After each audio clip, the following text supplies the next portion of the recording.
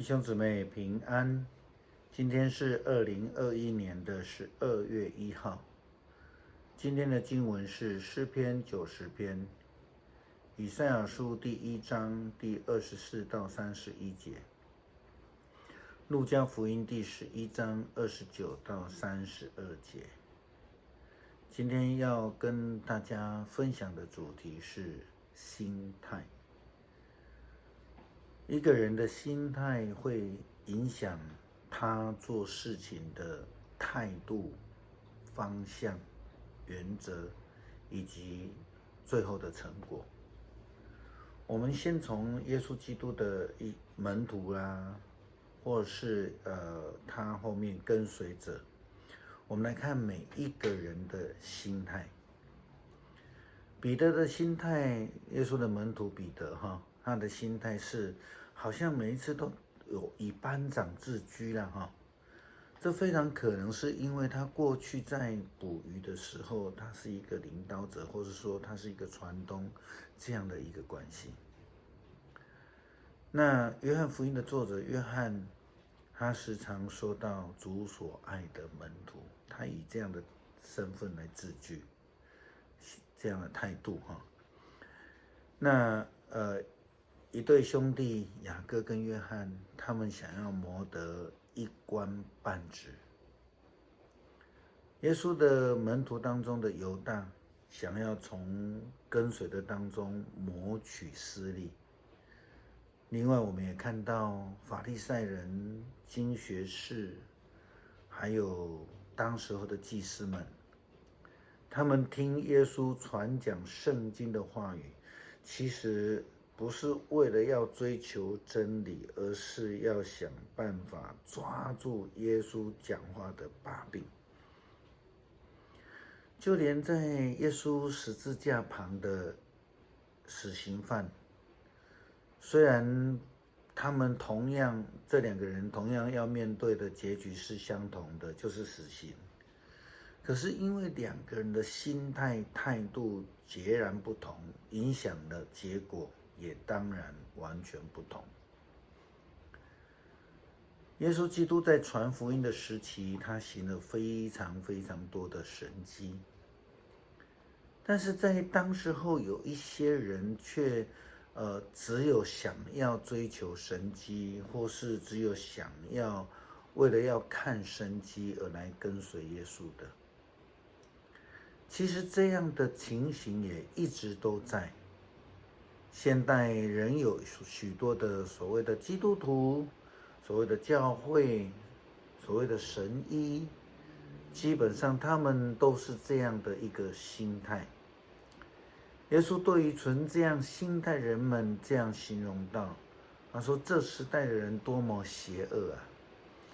他们竟要求神迹，可是除了约拿的神迹，再也没有别的神迹给他们看了。约拿怎样成为尼尼微的眼中的神迹，人子也要同样成为这一代人眼中的神迹。在审判的日子，南方的女王要站起来控告这一代的人，因为她长途跋涉来听所罗门王智慧的话。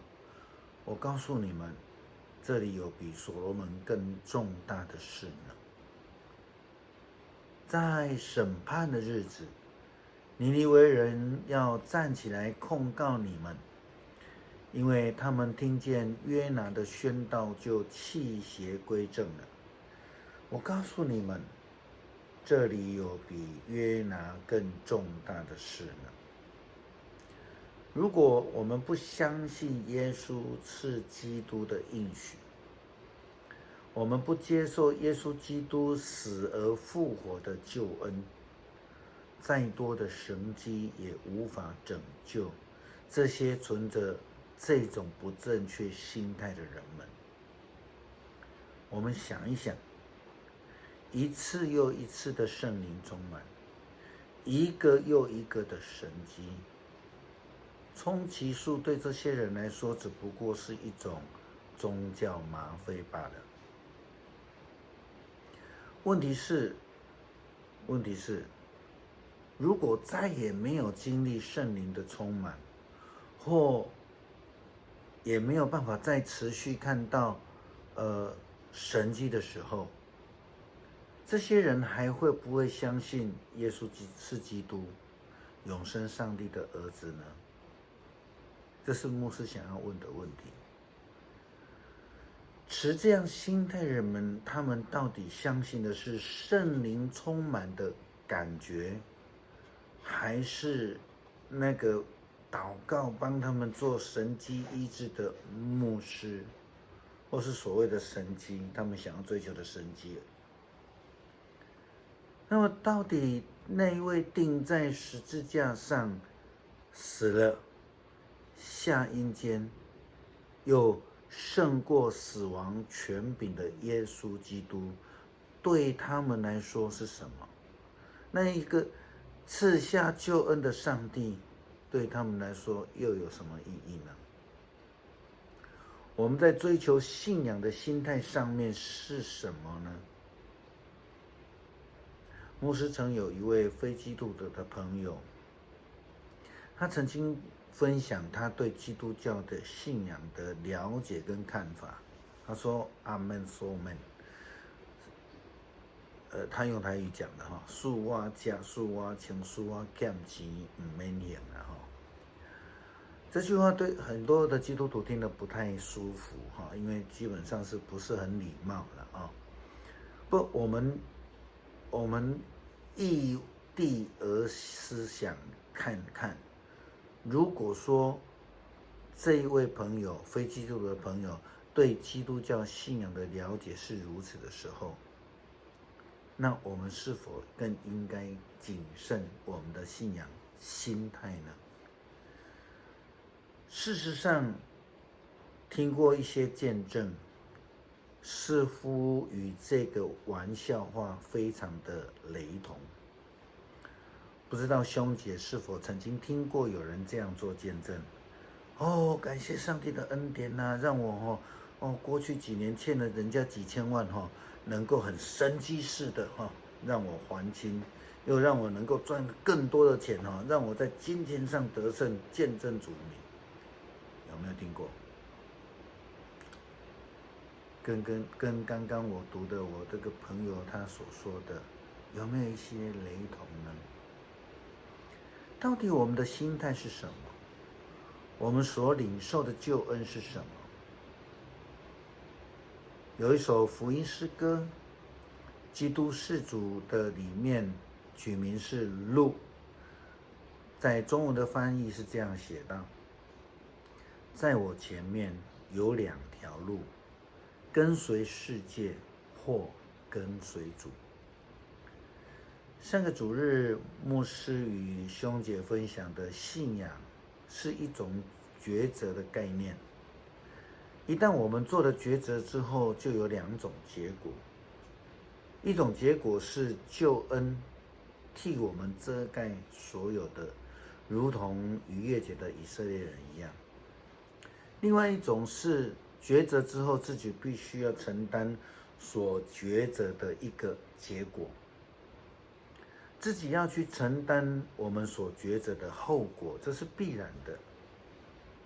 所以以赛亚书虽然在第1章27到31节这样说到，我们注意听那个经文里面所说的，因为上主是公义正直的，他一定救赎耶路撒冷和城里所有悔改的人。